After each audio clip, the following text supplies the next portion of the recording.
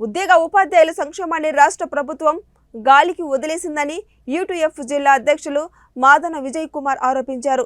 మకర సంక్రాంతి పండుగను పురస్కరించుకొని బద్వేలులోని ఆర్డీఓ కార్యాలయం వద్ద గాలి పటాలను ఎగరేస్తూ రాష్ట్ర ప్రభుత్వం ఉద్యోగుల సంక్షేమాన్ని గాలి పటాలలాగే గాలికి వదిలేసిందని పేర్కొంటున్న వినూత్న నిరసనను చేపట్టారు.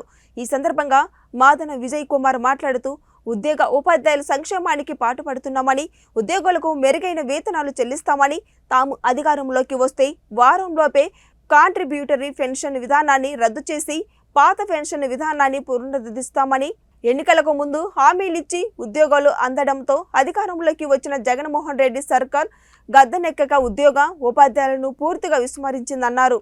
ఆ హామీ నిజమని నమ్మి ఉద్యోగ ఉపాధ్యాయులు జగన్మోహన్ రెడ్డి గారిని అధికారంలోకి తీసుకురావడానికి సహకరించడం జరిగింది.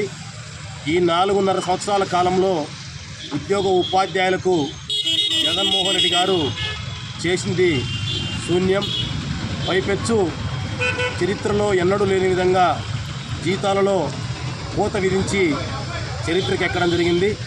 అత్యంత దారుణంగా ఉద్యోగ ఉపాధ్యాయులు తమ అవసరాల కోసం దాచుకున్నటువంటి ప్రావిడెంట్ ఫండ్, ఏపీజీఎల్ఐ లాంటి సొమ్ములను సైతం ఉద్యోగ ఉపాధ్యాయులకు తెలియకుండానే రాష్ట్ర ప్రభుత్వం తన సొంత అవసరాలకు ఖర్చు చేసుకుంది. మేము ఒకటే ప్రశ్నిస్తూ ఉన్నాం, ఉద్యోగ ఉపాధ్యాయుల యొక్క సొమ్మును ఉద్యోగులకు తెలియకుండా వాడుకునేటువంటి హక్కు ఈ రాష్ట్ర ప్రభుత్వానికి ఎవరిచ్చారని చెప్పి అడుగుతూ ఉన్నాం. అదే సందర్భంలో టీఏలకు సంబంధించిన బకాయిలు కానీ, పీఆర్సీకి సంబంధించినటువంటి బకాయిలు కానీ, provident fund, APGLI, medical reimbursement తదితర బకాయిలన్నీ కూడా 18,000 కోట్ల రూపాయలు ఉద్యోగ ఉపాధ్యాయులకు ఈ రాష్ట్ర ప్రభుత్వం చెల్లించాల్సి ఉంది.